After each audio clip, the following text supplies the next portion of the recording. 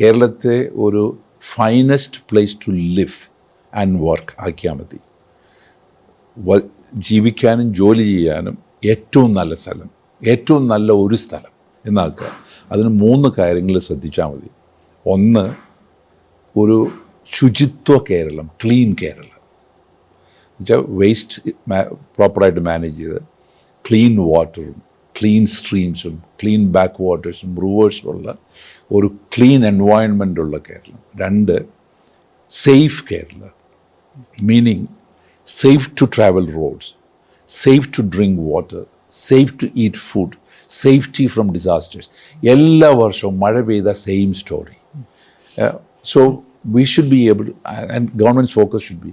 And third one, digitally enabled Kerala.